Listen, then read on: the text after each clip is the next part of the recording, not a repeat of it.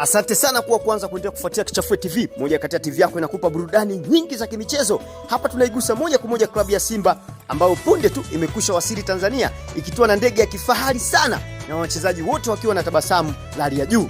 Hii inaonekana namna gani ambavyo Simba wamepewa baraka zote na mashabiki wa Simba na wote ambao wanahusika na kandanda hasa Tanzania waende kuchukua fainali hizi za shirikisho barani Afrika. Hii inakuja baada ya kuona Simba waliofanya vizuri dhidi ya Stellenbosch katika mechi ya kwanza kabisa ambayo inampa Simba nafasi ya kwenda katika hatua fainali.